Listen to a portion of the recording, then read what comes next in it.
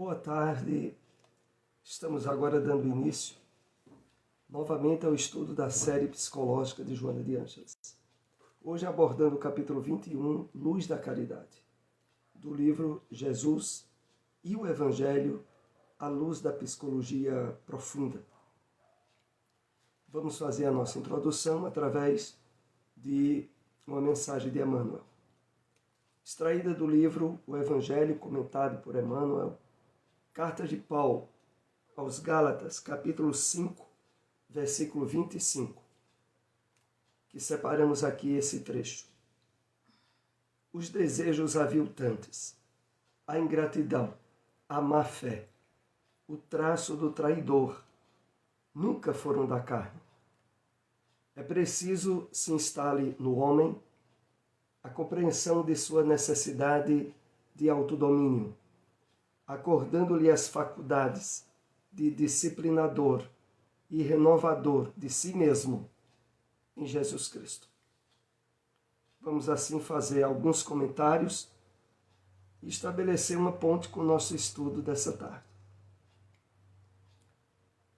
Emmanuel nos chama a atenção de forma bem significativa a tudo aquilo que, popularmente, não poucas vezes, foram atribuídos a pecados da carne, a desequilíbrios que a criatura humana vivencia devido à sua condição de espírito encarnado ou de situação na qual as impregnações do corpo, as necessidades físicas, impõem de uma forma ostensiva atitudes e determinações que, na verdade, o espírito não seria o absoluto responsável. Mas aqui nós percebemos que não é assim. Tudo aquilo que caracteriza necessidades físicas, seja quais forem, podem e devem estar sob o domínio do Espírito. E aqui Emmanuel cita algumas dessas situações. Desejos aviltantes, ingratidão, má fé, traço do traidor, nunca foram da carne. O responsável exclusivo e direto somos nós mesmos. O espírito que utiliza-se do corpo físico temporariamente na manifestação de desequilíbrios e de desarmonias íntimas, expressando em atitudes e comportamentos desequilibrados ou doentios. E por isso Emmanuel diz: é preciso se instale no homem a compreensão de sua necessidade de autodomínio. A doutrina espírita, diferente de qualquer outra denominação evangélica ou cristã, estabelece com mais profundidade de realização os objetivos e metas trazidos pelo Cristo no seu Evangelho. À luz da doutrina espírita, nós somos motivados, incentivados, diríamos até instigados ao esforço de renovação imediato e de cuja responsabilidade principal somos nós mesmos. E é por isso que ele diz: é preciso se instale no homem a compreensão de sua necessidade de autodomínio. E essa compreensão de necessidade de autodomínio não é para ser vista como um castigo ou como um encargo muito difícil de ser colocado em prática. De forma nenhuma. Na verdade, é necessário que entendamos que a partir da sensibilização nossa ao Evangelho do Cristo, o trabalho de despertamento de consciência para a renovação íntima nossa é para ser vista e percebida de uma forma natural, de uma forma espontânea, aonde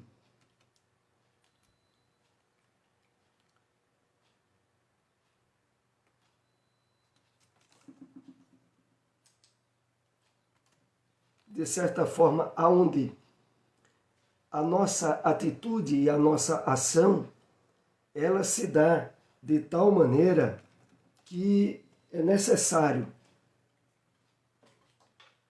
procurarmos na vivência natural, como falamos, espontânea, um nível de realização, de autorrealização profunda, que nos traga plenitude e que nos faça se sentir bem no momento em que esse trabalho de renovação está sendo executado. E é por isso, voltando aqui ao texto, que Emmanuel diz assim: é preciso se instale no homem a compreensão da sua necessidade de autodomínio, acordando-lhe as faculdades de disciplinador e renovador de si mesmo em Jesus Cristo. Vamos analisar essa última parte. Acordando-lhe as faculdades de disciplinador e renovador é também uma forma indireta desse trabalho de despertamento do eu profundo,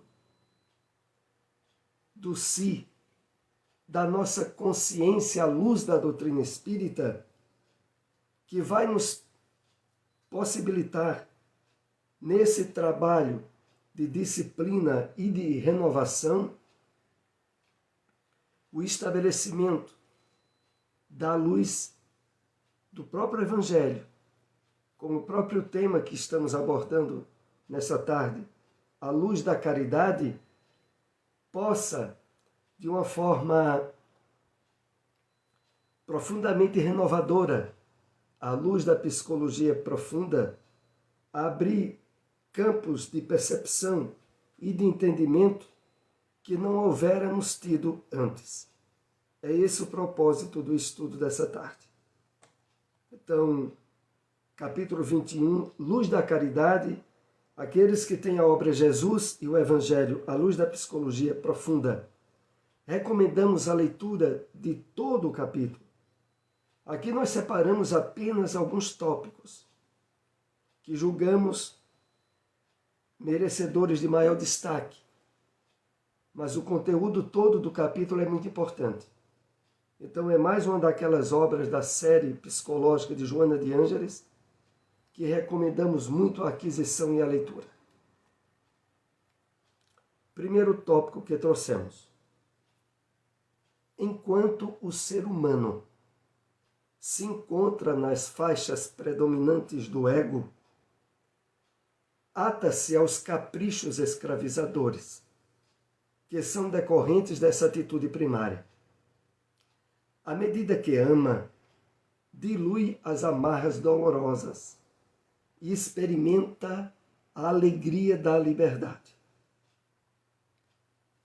Vamos aqui aprofundar alguns ângulos desse texto que Joana nos traz.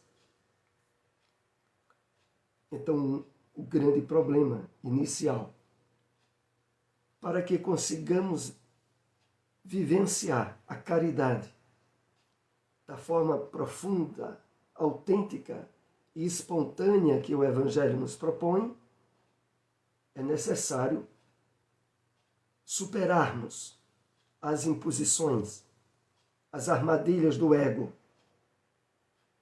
a intromissão do personalismo nosso, minando e tornando, muitas vezes, imprópria a qualidade dos nossos esforços de vivência da caridade.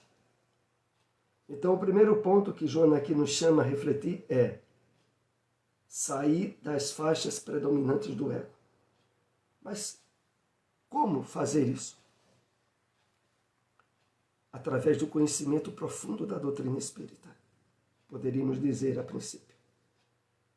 À medida que vamos aprofundando o nosso entendimento sobre a vida espiritual, sobre o funcionamento das leis divinas, sobre os objetivos sublimes da vida, que é a felicidade suprema, a perfeição absoluta para todos nós, na medida que esses temas passam a não ser apenas objeto de leitura, mas de estudo, de compreensão e, posteriormente, de sensibilização para a vivência dos postulados da doutrina espírita, nós vamos trabalhando a superação das imposições do ego. Primeiro, porque constatamos de forma muito explícita as infelicidades e os problemas gerados por essas imposições egoístas que trazíamos desde anteriores encarnações ao retornarmos ao plano espiritual. Com o conhecimento da doutrina espírita, o retorno à vida espiritual não é mais surpresa. Os estados de felicidade ou de infelicidade que iremos lograr são plenamente abordados em detalhes nas obras espíritas. Aqui, sobretudo, lembramos a importância, por exemplo, das obras da série André Luiz, das obras do Espírito Manuel Filomeno de Miranda, pela mediunidade de Divaldo Pereira Franco. Dentre outras, apenas essas a princípio, já vão nos ajudar a, nesse trabalho de mergulho na espiritualidade, aí percebendo e superando as impregnações, as faixas predominantes do ego na nossa experiência encarnatória atual. E prosseguindo, Joana diz: à medida que ama, dilui as amarras dolorosas, experimenta a alegria da liberdade. A princípio, é algo que deveria nos causar surpresa. Dilui as amarras dolorosas, exatamente. As imposições do ego são amarras dolorosas, que estabelece um nível de emoções desequilibradas e negativas, geradoras de muita infelicidade na criatura humana. A tristeza, a possessividade, o ciúme, o materialismo aviltante, o apego possessivo às pessoas e situações transitórias que vivemos na Terra. Tudo isso são amarras dolorosas, provenientes dos caprichos escravizadores estabelecidos pelo ego. E na medida em que essas amarras são diluídas, nós passamos a usufruir de imediato, mesmo desde a nossa encarnação, a alegria da liberdade dessas imposições. A própria Boa Nova, o Evangelho do Cristo, é estabelecedora desse clima de alegria, de liberdade. À medida em que nos possibilita o entendimento da nossa verdadeira natureza, da imortalidade da alma, da continuidade da vida. Prossigamos.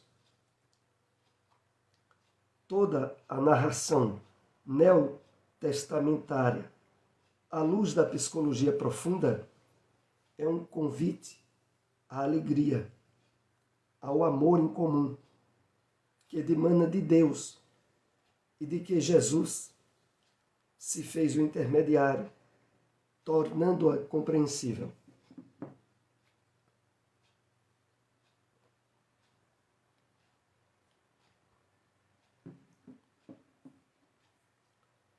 Então, os próprios relatos do Novo Testamento, à luz da psicologia profunda, é um convite à alegria e ao amor. Ao entendermos as causas reais do sofrimento, da dor e da morte física, como nos é apresentada pela doutrina espírita, à medida em que adquirimos, pela sensibilização e vivência da caridade, o desprendimento dessas amarras do ego,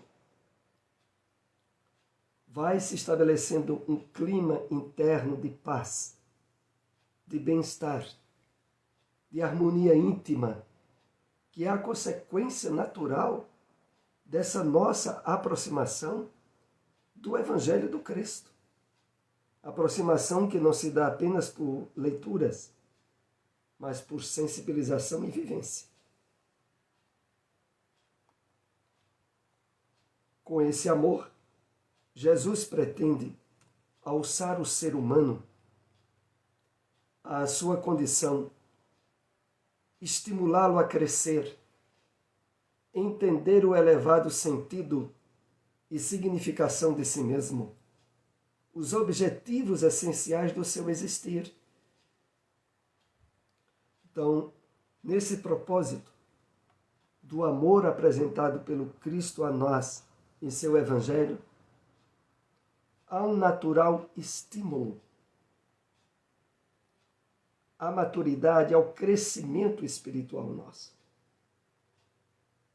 decorrente do entendimento do elevado sentido da vida e dos objetivos inamovíveis da felicidade e da perfeição destinada a todos nós.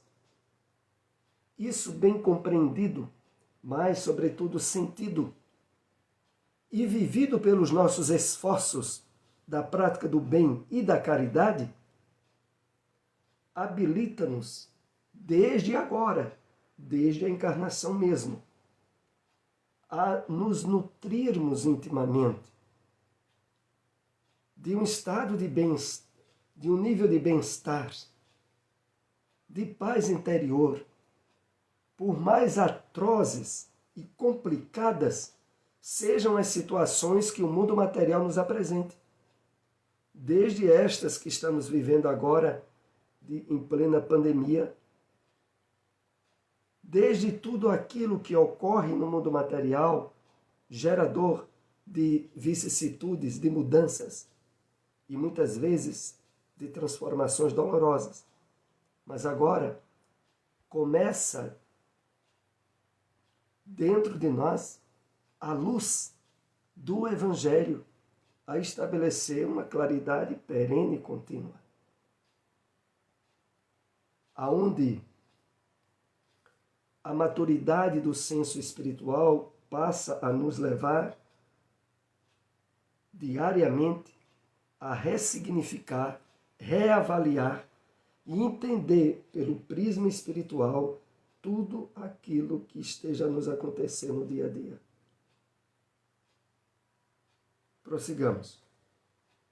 Os indivíduos psicologicamente infantis querem que os amem, jamais brindando-se ao amor.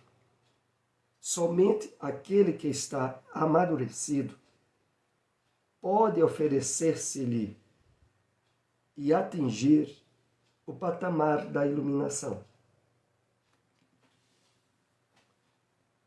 De fato, nós vivemos num mundo materialista, imediatista, onde a grande massa dos indivíduos, das pessoas, são psicologicamente imaturas e infantis, presas a metas e objetivos estritamente materiais, identificados com o corpo que caminha para o túmulo, e sem divisar objetivos mais elevados do propósito da sua existência. Ora, essas pessoas não têm condições de amar como o Evangelho propõe. Porque, engolfinhadas e submetidas a um ego escravizador, cujos propósitos apenas enaltecem o personalismo e o imediatismo, elas estão muito distantes de sequer amar elas mesmas. E qual vai ser a qualidade do amor que ela pode oferecer ao próximo? Se sequer a elas mesmas, elas conseguiram ainda nutrir algum nível de qualidade de auto-amor, de autoestima ou de autorrespeito. E nós vivemos nessa humanidade. A identificação com metas e objetivos puramente materiais levam a atitudes ególatras, instintivas e infelizes. E o que essas pessoas podem oferecer às outras é aquilo que elas trazem em si mesmas. Egoísmo e desequilíbrio.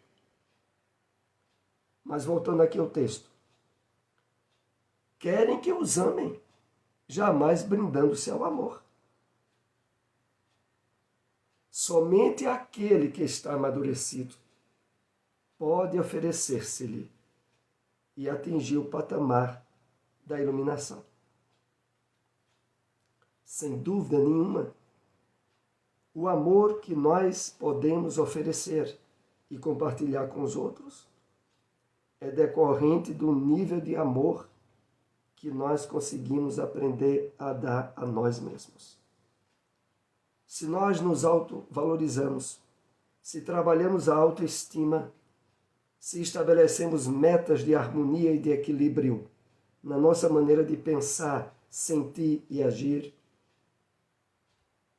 se o amor e a bondade apontados e ensinados pelo Cristo no Evangelho é objeto de esforço e de trabalho nosso diário, se estamos na linha do autoburilamento e identificados com o propósito mais elevado da vida, que é a espiritualização do nosso ser, nós estaremos habilitados a compartilhar com outrem esse amor que já estamos estabelecendo conosco mesmos. É por isso que se torna pré-requisito, indispensável, para cumprirmos os propósitos que o Cristo nos apresentou no Evangelho, o trabalho do nosso despertamento espiritual, da nossa identificação com os objetivos reais da vida, tal como nos é apresentado pela revelação espírita. Prossigamos. Jesus desarma a sombra coletiva, que se compraz na inferioridade moral das pessoas. Com essa colocação, a sombra individual se desfaz e a responsabilidade do self comanda as atitudes antistíbias e medrosas daquele que ora desperta. Conteúdo muito importante aqui para que nós mergulhemos e trabalhemos conosco mesmo. Jesus desarma a sombra coletiva. A sombra coletiva, como aqui já andamos trabalhando, é todo esse campo magnético, fluídico, espiritual, constituído pelas mentes dos espíritos desencarnados e encarnados que estão em torno da crosta planetária. E que, à luz do Evangelho do Cristo, constitui sombra. Sombra resultante naturalmente do conteúdo que essa humanidade tem compartilhado com ela mesma. Sombra porque é aquilo que as pessoas, quer sejam encarnadas ou desencarnadas, buscam cobrir, porque os seus atos, seus pensamentos e suas realizações são negativas, são desequilibradas, são criminosas, são ligadas a vícios. E isso constitui essa grande sombra coletiva, que também é trabalhada na psicologia tradicional. Há uma influência psíquica sobre toda a humanidade. Essa influência, por ter características inferiores, pode ser identificada como mal.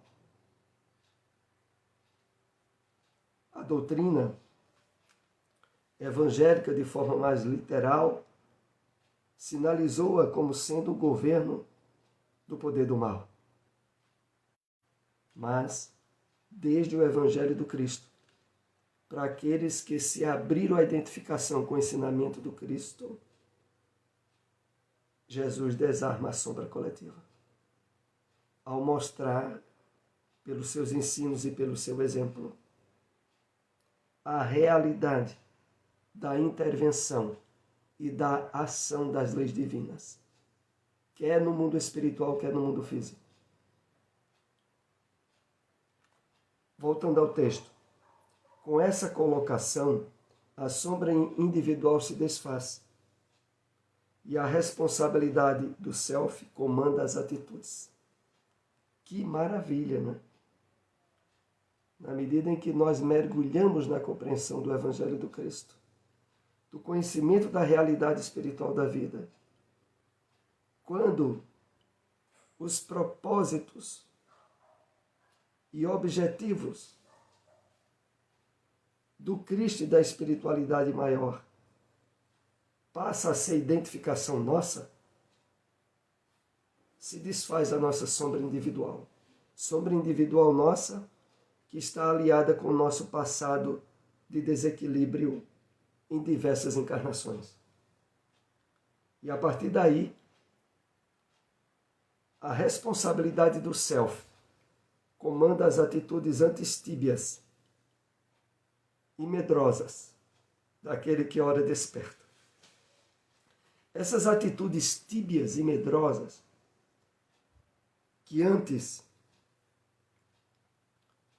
estavam impregnadas no nosso psiquismo, precisam e devem, através da luz do Evangelho, serem totalmente desfeitas.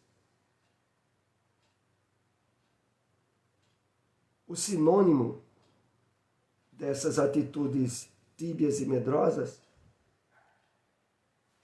é caracterizado na nossa experiência encarnatória pelo desconhecimento que antes tínhamos da realidade espiritual da vida. Não mais agora. Agora, nós temos todos os instrumentos para termos atitudes firmes, positivas e corajosas no apoio, no amparo do eu profundo, do self, que passa a comandar o nosso psiquismo.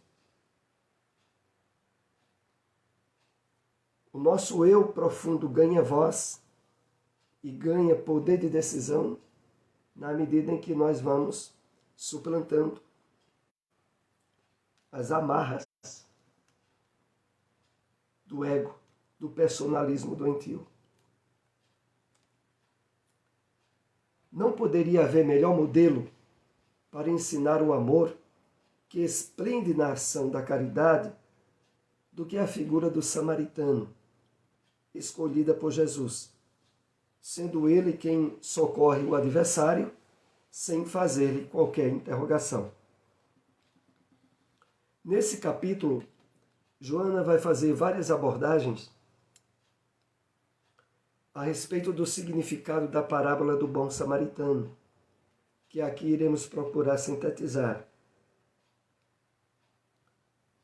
A parábola do bom samaritano é reforçado certos ângulos à luz da psicologia profunda, quando Joana nos diz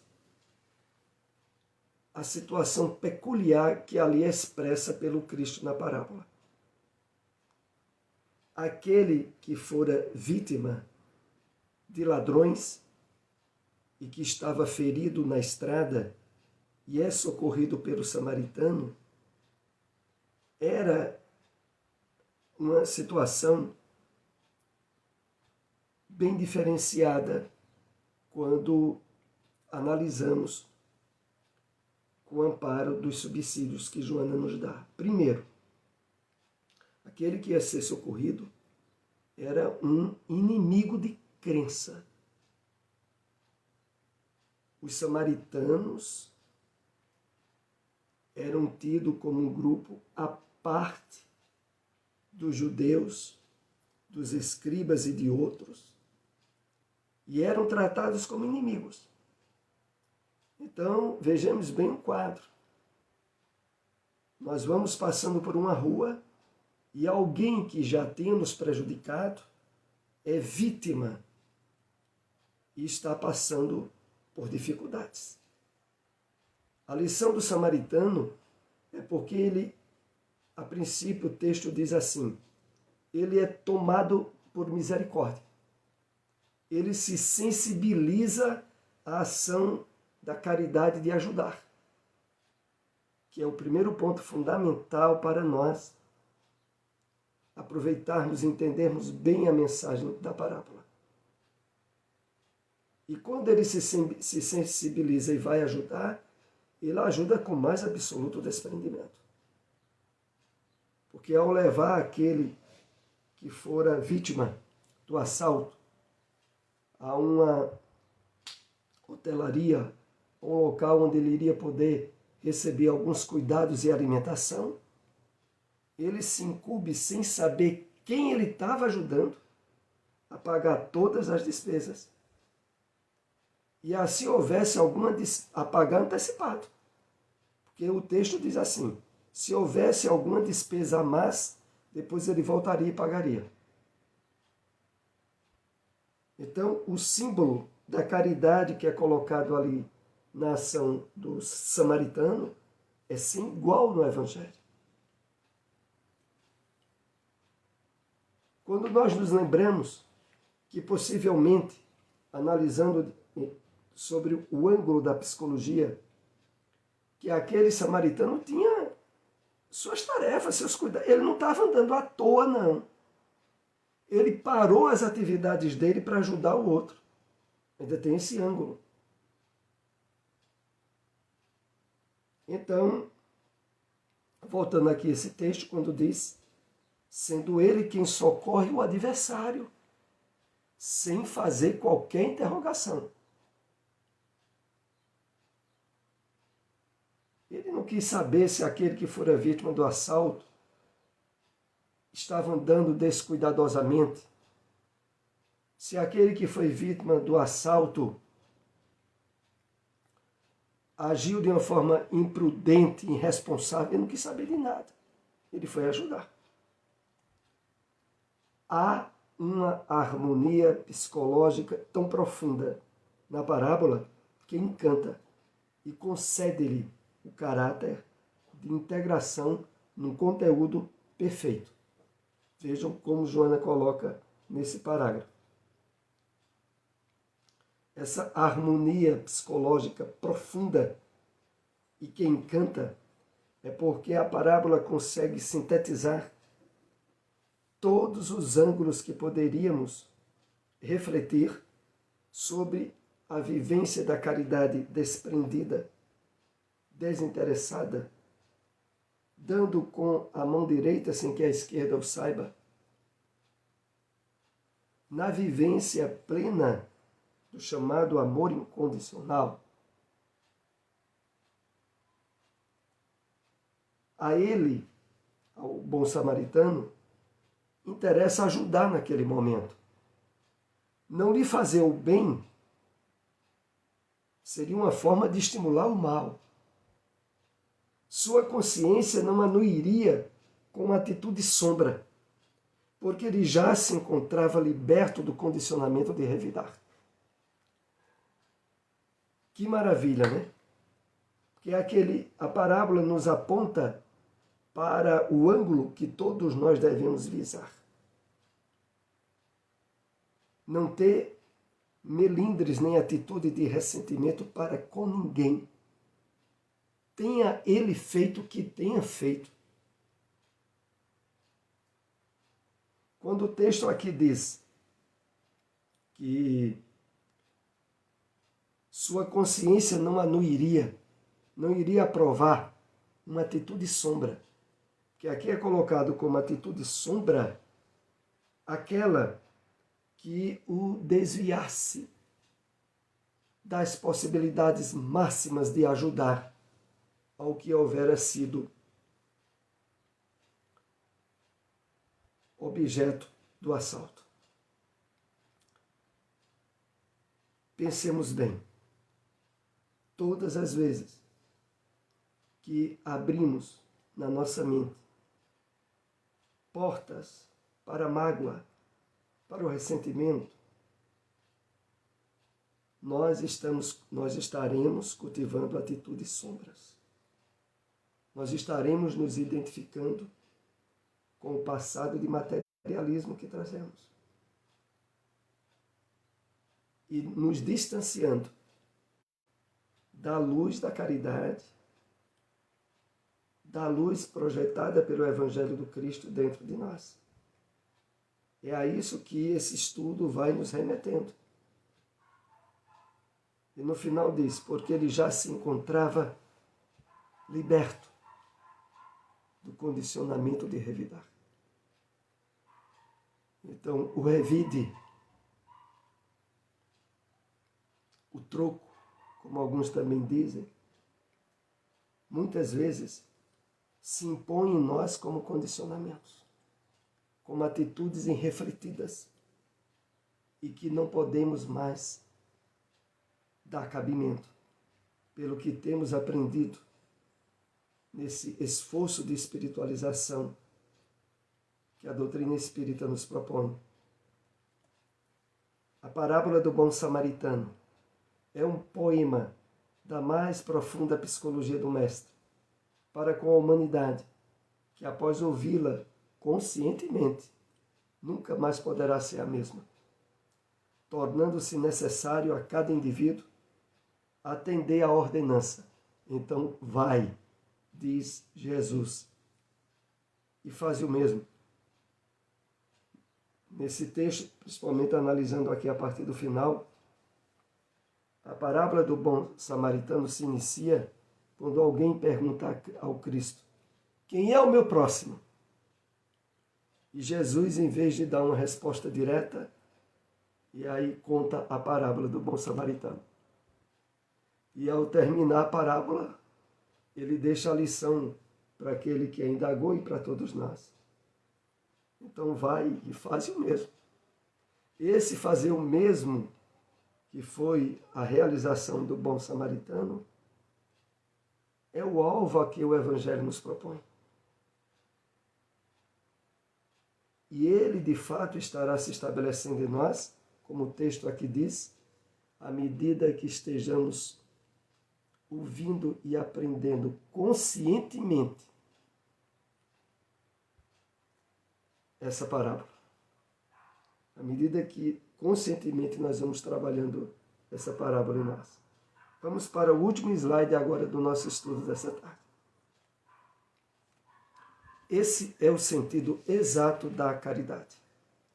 Libertação do ego, plenitude do self.